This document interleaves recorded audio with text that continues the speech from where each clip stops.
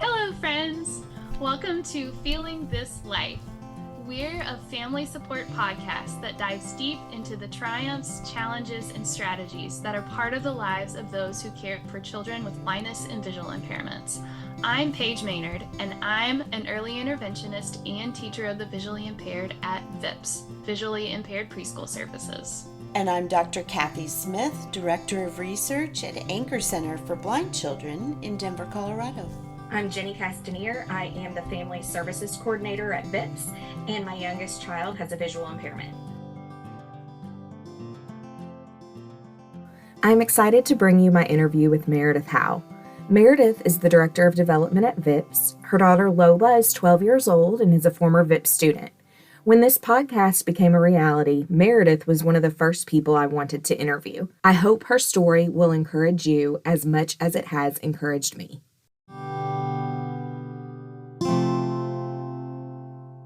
I'm honored to be able to share Lola's story and where we're at in this journey. My husband and I were actually living in Costa Rica. My parents lived there, and so my husband and I decided that we were going to live there as well. And so after a few years, we decided that we wanted to have a baby.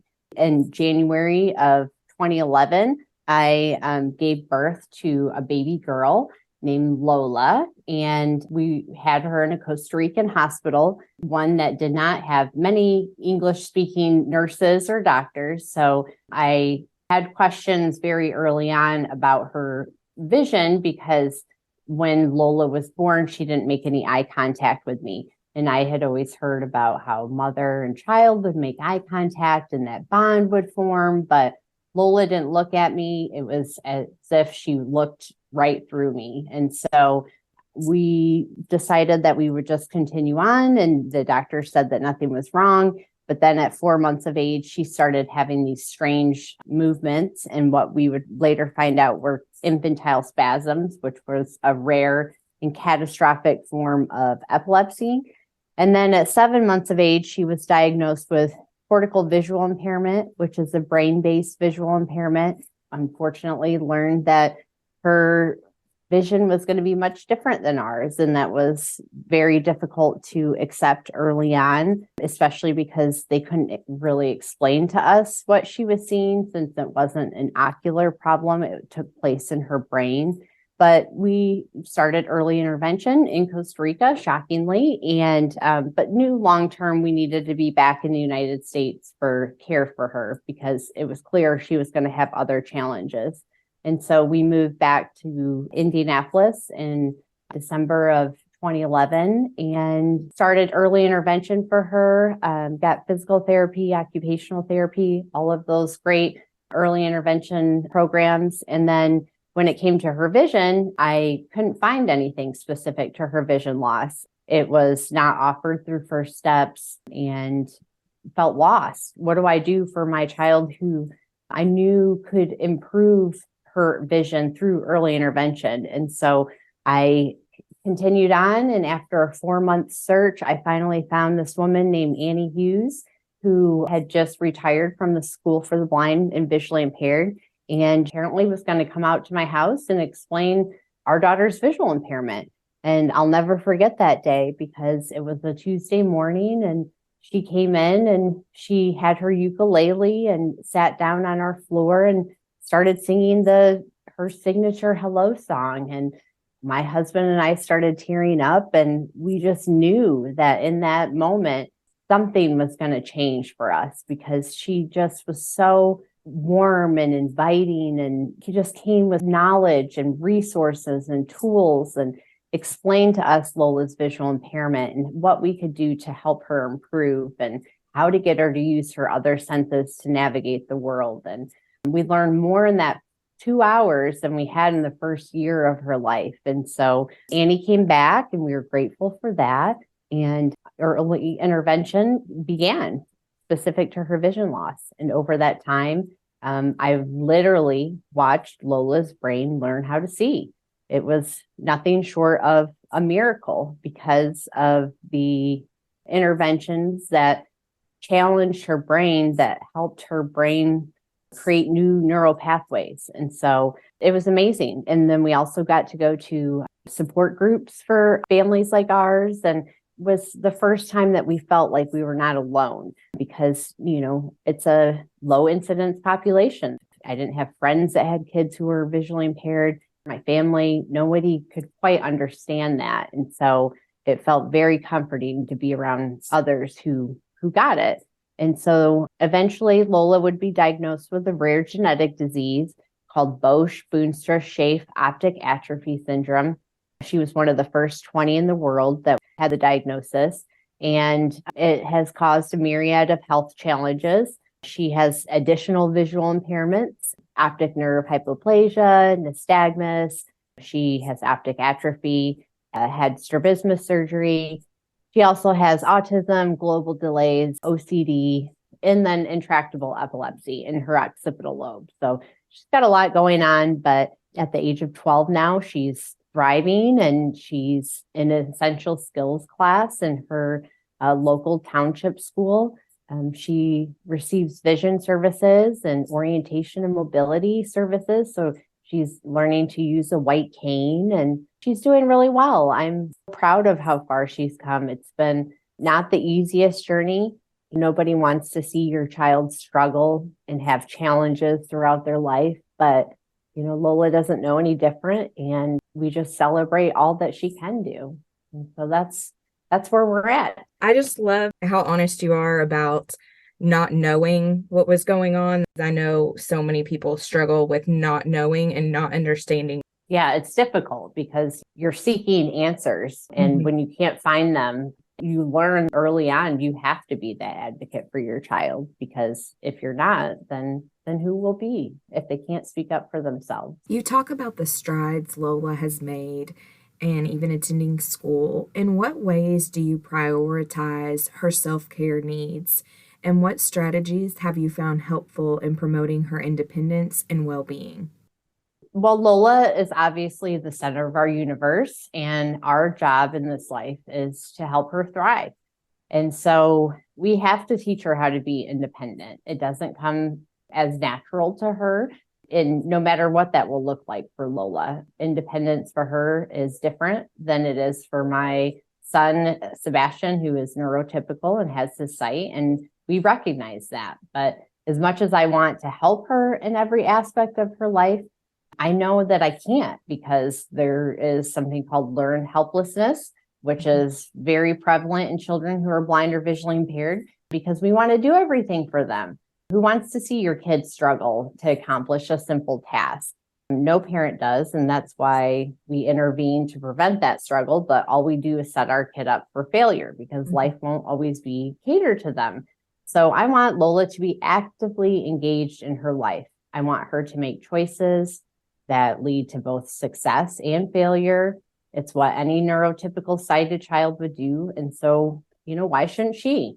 And so for her to be independent, she needs structure and she needs routine. And that's what we try to provide her every single day. If she knows what's to come, she can easily engage, and she knows what she needs to do. Her morning routine, for instance, it was once led by her father and I, and now she wakes up at 6 and gets herself dressed, and may not always be on the right way, but she picks her clothes every day and puts on her socks, wakes up her dad, comes downstairs for breakfast, reminds me that she needs to brush her teeth and take her medicine, and finds her shoes, tells us she needs her backpack and cane, and we're out the door. And just 5 years ago, I wasn't sure if we'd get to this level of independence, but here we are. And, Lola's doing exceptionally well. I can't wait to see, all that she'll accomplish in the coming years. And it's kind of funny because I say she's just like any other 12-year-old. I mean, she wants to go shopping. She loves clothes and shoes. She wants me to paint her nails. She has her face in a device watching YouTube videos and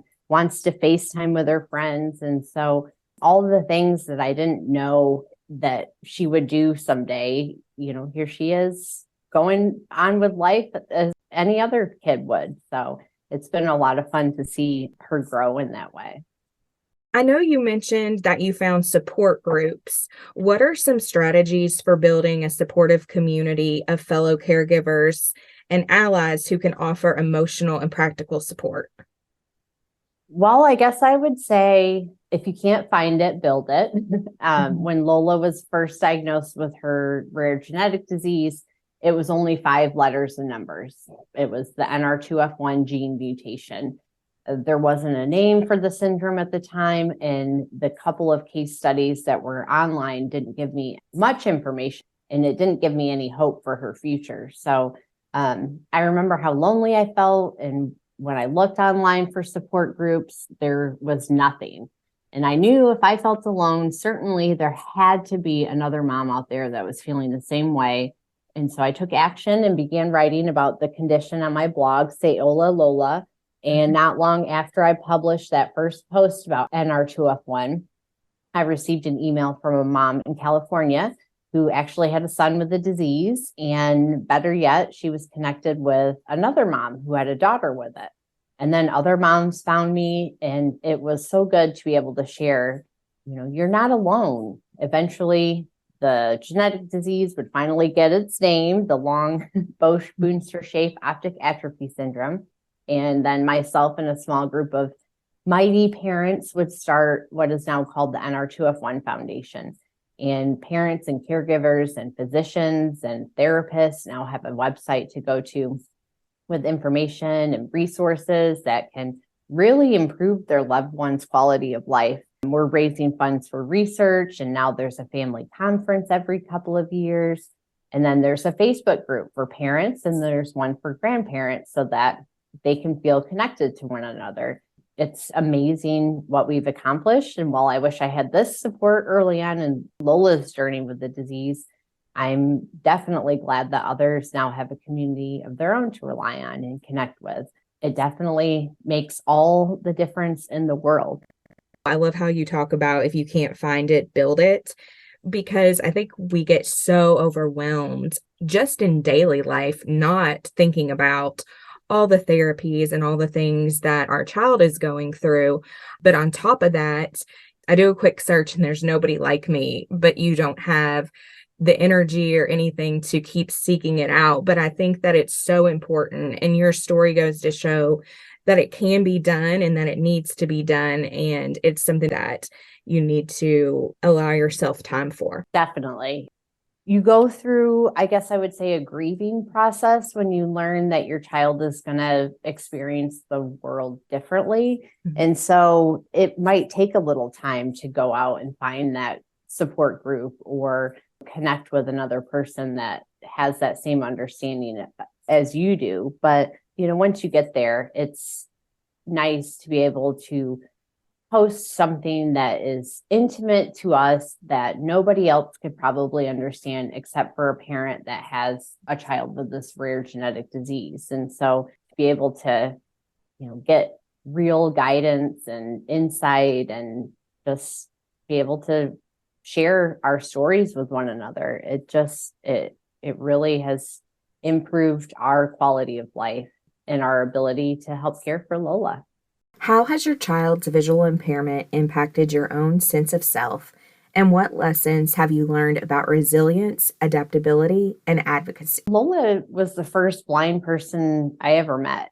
I mean, I had seen other people who were blind at my mom's restaurant back in Michigan, but I didn't know any of the customers. So when Lola was born and me having that feeling that something was wrong, I learned early on that I had to become that advocate for Lola.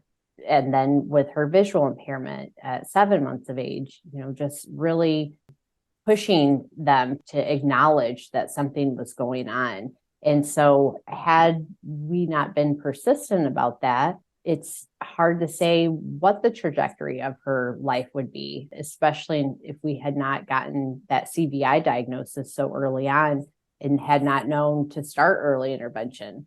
And then same thing, I guess I would say with her seizures. When she was 4 months old, she had these strange movements and tics that were very unfamiliar that even a doctor looked at and said, oh, it's just the Moro reflex. It's nothing. And finally at 3 a.m., I was on YouTube and I found a video of a baby doing the exact same thing. And again, it took my persistence in order to have someone believe me that something was going on with my baby. Mhm. And so that did teach me to be resilient, no matter what the situation is, because it's such a unfamiliar territory. You don't want to be the pushy mom. You don't want to be the one that is paging the doctor and sending emails and calling the office. But if that's what it takes, that's what it takes. I think that her ability to adapt to what her environment is now, I attribute much of my own and my husband's persistence of reading and getting as many tools and resources that we possibly could so we could set up our home so that the vision she had could either improve or she could use it to the best of her ability. And so I think this has continued on for various stages in her life, whether it was fighting the insurance company for ABA services when she was participating in ABA, or whether it's sitting in on case conferences and developing IEP goals, making sure she gets the vision services she needs, or the amount of time she needs with her O&M specialist,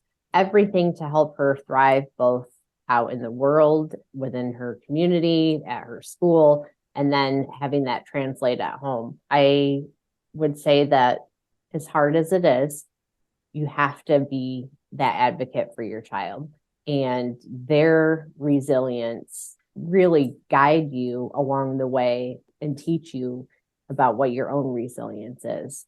I know that you said that Lola has developed these skills over the years that help her to thrive, and she has a schedule now and things like that.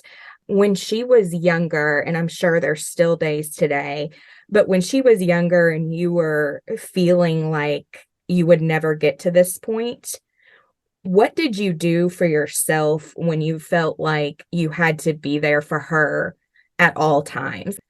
How were you able to care for yourself in your marriage and for Sebastian?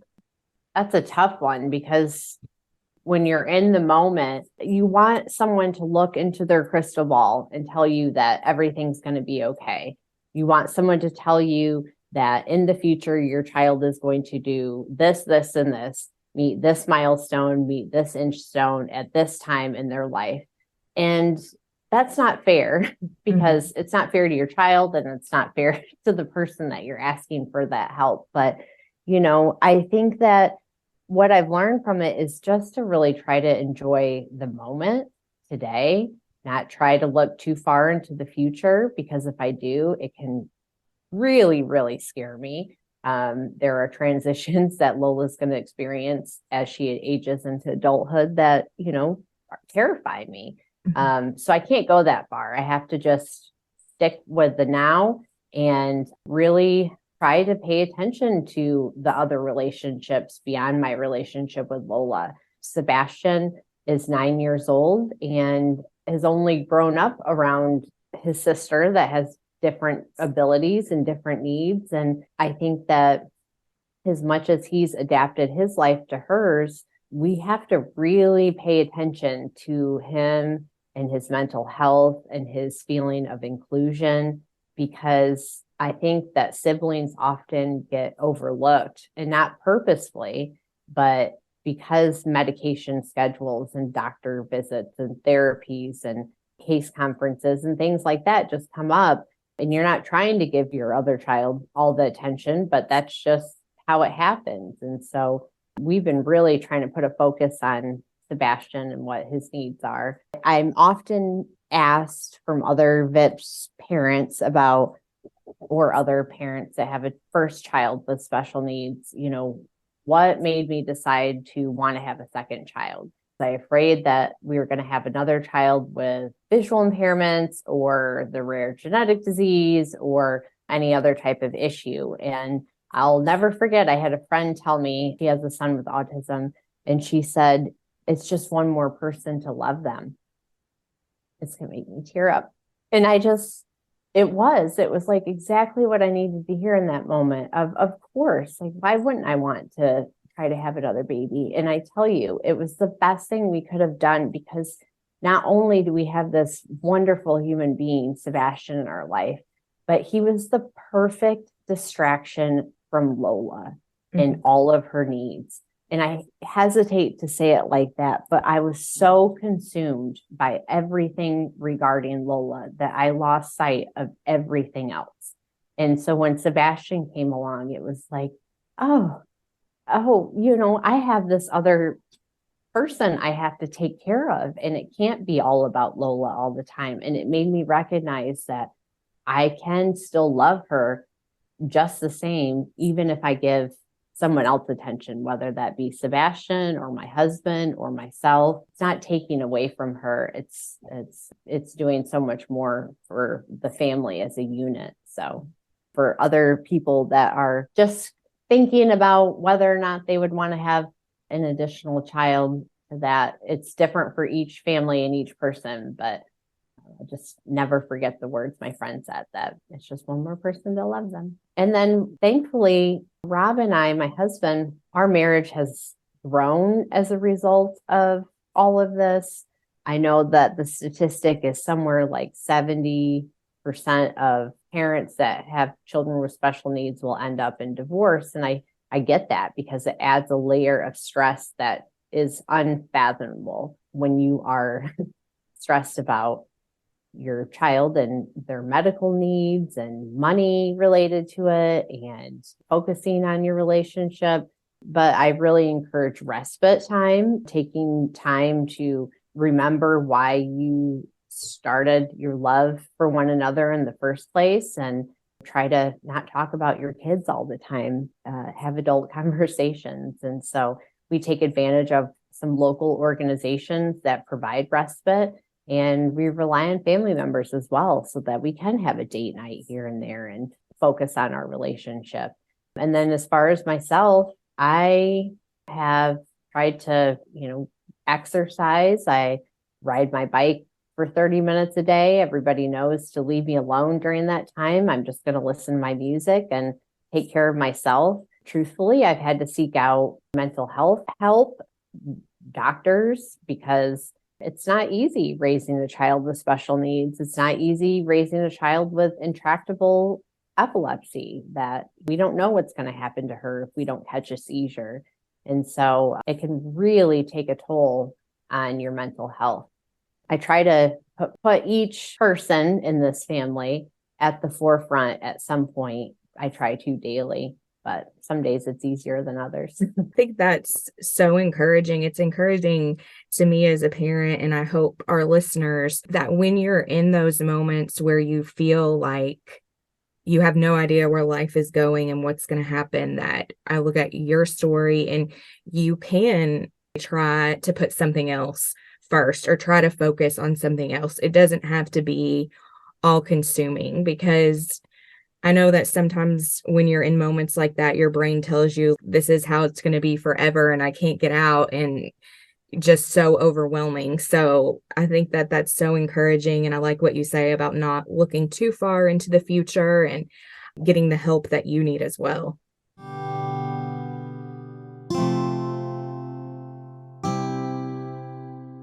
I loved listening to Meredith's interview, and I think especially hearing about Lola's progress over time, because I know Lola personally.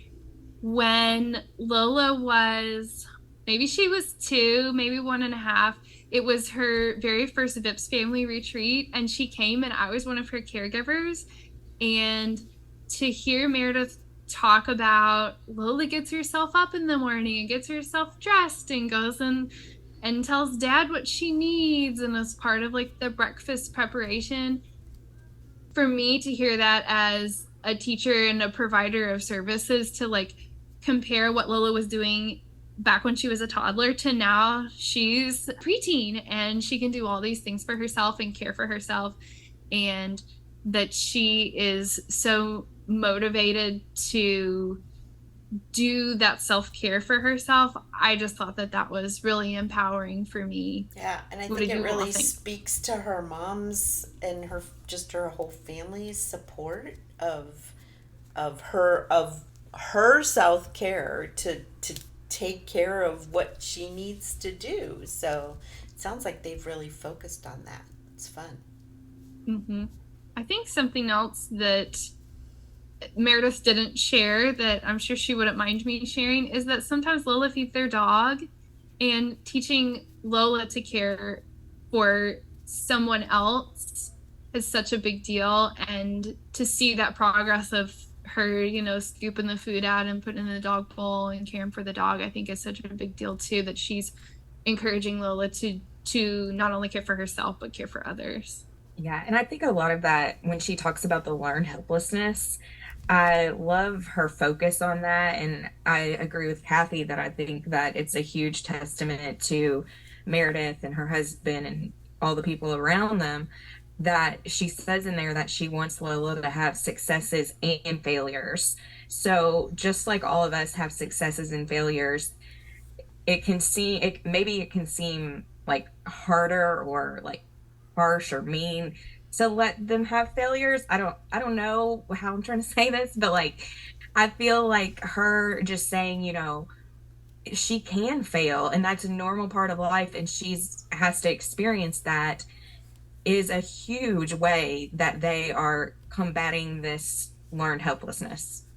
I don't think that any parent, I mean, or I think that all parents think they have to be perfect and do everything perfect, and clearly we don't. Whether your child has a visual impairment or not, your child's going to have failures, and that's how we learn. So, Mhm.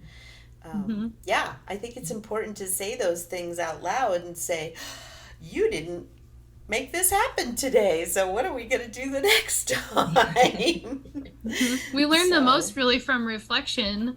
Mhm. yes. And regardless of whether you have a visual impairment or you're sighted, that learning still happens oftentimes from failures. And it can really impact the way that you feel about yourself, because you have that sometimes that like, oh man, I messed up, or I don't know if I can do this. But then when you try again and you reflect about it based upon those reflections and the try again, then it's really empowering, which is, I think, a way to care for yourself, to say that Absolutely. I can do this, and that Lola can say, I can do this. And yeah, my mom let me make, mistakes as I was along the way. And now I learned to do it by myself, and I don't need somebody to help me with some of these Right. Or things. at least I can try again, and it's That's okay if I right. make a mistake Mm-hmm. again, but what's important to keep is to keep trying. Yeah. And I think Meredith and Rob did that for themselves as well. Just the advocacy at the beginning, trying to fight for her to get those early interventions. And even though they didn't know exactly what was going on with Lola, it didn't stop them from trying to move forward and work to get her what she needs. Mm-hmm. I liked hearing what they said as well about looking toward the future, and sometimes that causing some anxieties. And self-care is really, I think, involved in that piece of it, because knowing what to tell yourself whenever you're worried about things or whenever you're planning for the future can be part of that self-care. So Jenny, what circumstances in your life have that happened Yeah. in? I mean, I definitely will be reminding myself that Meredith said that it's okay not to let yourself look too far in the future, because someone like me that's a worrier, that is something that I battle all the time. And then also the fine line between the things that you do need to worry about in the future versus the ones that you don't. So, for example, my husband and I recently just went through one of the VIPS programs with a financial planner and set up like a special needs trust and things like that. So that is something that had to be done now, even though it's something that won't be used until like the future. Well, hopefully, after my husband and I are gone, that's when it would be Yes, we want used. you to be around for a while, please, Yes. Jenny. Yes. But there's a difference between doing that and being organized and proactive. And when I am at 3 o'clock in the morning, like Do I think that she'll be able to ride a bus by herself in a big city when she has a job at XYZ? Like, there's a huge difference between the two, and I kind of have to rein myself in and say, okay, what is appropriate to worry about in the future, and what is not appropriate to worry about right this second. So it sounds like you're saying if you're worrying at 3 a.m., that should be a red flag to have some time for self-care. So. And when you get the look from your husband, that's like... Well, if you're worrying all the time, then you can't enjoy the great things that are happening right now. And I think we all need to do that more, to take a step back and say, look at what she's doing now. Look at what we're doing now. Or let's go to the park today and have a good day, and not think about what happens after we die or when they grow up, or for 15 minutes, so that we can enjoy each other. Because you just never practicing know. That Thanksgiving, that being thankful. Absolutely. I just, as the researcher in the group here, I just want to point out, I love that Meredith talked about how important early identification is. We know that many children with visual impairment are not identified early. The average age for identification is like 18 months. And for some kids, that's just too late. We can help them so much earlier. So parents and providers need to help find ways to identify kids earlier. And it's great to hear that from a parent perspective of how that could have helped if she would have been identified with a visual impairment, and she would have been part of that group even earlier than she was. So yeah, I liked hearing that Meredith felt confident in knowing that she needed to look for help when Lola wasn't making eye contact, like right at birth, and that being able to reflect upon that for herself and knowing that she needed to reach out for help. I think that's just another way that Meredith was able to practice care for herself, in a way that's like, of course that's caring for Lola, but that's like allowing yourself to feel that feeling of like, I know it's supposed to be this way, and this, this is what I'm expecting, will happen with my baby, but it's not happening, and it's okay to say it out loud, even though that's really scary for me. Because she talked about some of those like feelings, that she went through with like the grieving process and stuff. Yeah, and you don't want to sound crazy either to a doctor who might not bring it up, but you're seeing it at home. And, the fear to say, like, what are they going to think if I, like how she talked about, you don't want to be the one calling the doctor all the time and paging the doctor. But I think just kind of, having that confidence in yourself just to ask those questions and kind of see where it goes. Mm-hmm. Well, and I think parents should think about, if your child's doing something and nobody else is around, video it. Pull out your phone, video, and then you can show the doctor when you go to the pediatrician, or you can show someone else, and like, I'm not imagining this is really happening. So lots of kids have been diagnosed with lots of concerns just that way, because a parent was on the ball and was able to show. So parents know their babies best.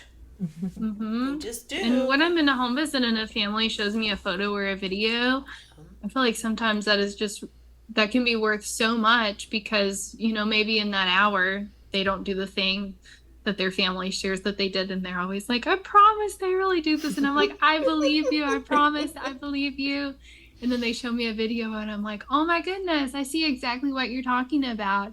And that connection between myself and you, listener, as the family, for me as your provider, sometimes like that emotional connection can like really help me to like not necessarily feel the same feelings as you, because you're in your life and I'm in mine, and that kind of thing, but to like have that like emotional connection around, oh my goodness, you're concerned about this and I can be concerned about this with you. And it also reminded me, Cathy, of one of the things that I know about you with some of the research you know around hope and connecting with other families and like having that connection with others. Yeah, I love that Meredith really talked about that. That was something that she considered self-care. That getting together with other people who have the same concerns was really important to her, because we do know that hope research. So what is hope? How do you measure hope? That's a hard question, and it's something we talk about at Anchor Center all the time, because it's in our vision statement, right? We're supposed to be providing hope to families. So how can we measure that we're doing that? And that research shows that one of the ways that you can provide hope is for families to see others who are farther along in the process. So if we're talking about a baby, a family that has a baby 6 months or under a year, and then they're able to go somewhere and see that there's a baby with a similar diagnosis or a similar level of vision, and they're in preschool or they're in kindergarten or they're 8 or 9 years old, and that they're doing well. So they're walking down the hall using their cane, or they're feeding themselves. And that's when your baby is 6 months old, sometimes it's really hard to think that that's ever going to happen. So being able to see other families and doing that is a way to encourage that hope in a parent that can make them feel more positive instead of thinking about all of the horrible things that could happen. So, Jenny, I have a question. So part of that research is adults with vision impairment and how they can be great role models for kids who have vision impairment. Mm-hmm. Does your daughter participate in any kind of program like that at all, or has she had that experience? So when she was at VIPS, she was in class with kids that were like her, and she does remember that. As far as someone older than her, we only personally know one other visually impaired adult, but she does get really excited to see like on TV or the Paralympics and things like that, and she likes to learn about the people. Mm-hmm. Like I think we've talked before that she's a swimmer, and so she likes to learn about what their life is like out of the pool, or if you're looking at something through history, she likes to learn, someone that had a visual impairment that overcame something and did this. She's very interested, and she knows that there's other people out there.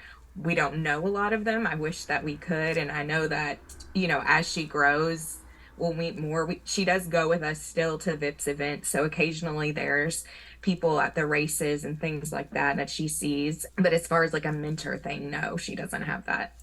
So that would be for her, mm-hmm. right? What about for you as a parent? Do you feel like that is something that helps you to see older individuals who are successful that way? Yeah, for sure. And even if I don't know the kids personally, if I've never met them or don't see anything other than, what their parents post on Facebook, knowing the parents, and like there's some other VIPS employees that have grown children. And sometimes just, kind of like we talked about the balance of looking in the future, sometimes just to see that they're working adults, they have a normal life, like you wouldn't know if they didn't tell you. And a lot of times just hearing stories about their kids, you wouldn't know unless they told you. It's encouraging that on those really hard days, like we talked about with Meredith, where you feel like you can't get out or do anything, I think that it's super encouraging to see, like, no, look, these people, like, they did survive this, and, everyone's thriving. Absolutely. Well, thank you all so much for joining us and talking with us about Meredith and her story. And I know that sometimes there might not be that person who is in your life every day, like for you, Jenny, and for your daughter, that, you know, it might not necessarily be that you have somebody that lives across the street from you that you can be like, oh, they're doing okay. And maybe it might be a distance, you know, kind of that, to me, what would be like a parasocial relationship, I guess, where, you know, maybe that person's on social media, or maybe you see them on TV, or maybe it's Meredith's story that you're connecting with and she's that encouragement to you. So I hope that that has been an opportunity for you to see that you're not alone, and that Meredith has gone through it, and Lola is doing amazing things, and that Meredith is doing amazing things, and they have their ups and their downs and their struggles and their successes just the way that you do. And we just hope that we are encouraging you today. Thank you so much for listening to Feeling This Life. Did you know that this podcast is actually part of a research study? By filling out the survey in the show notes, you can help our community learn more about how podcasts impact those who care for children who are blind and visually impaired. So please take a look when you're able. Also, if you'd like to support us in making more episodes of Feeling This Life, look for the donation link in the show notes. The show notes also include links to resources related to today's episode and ways to get in contact with us. Please join us again next time for another episode of Feeling This Life.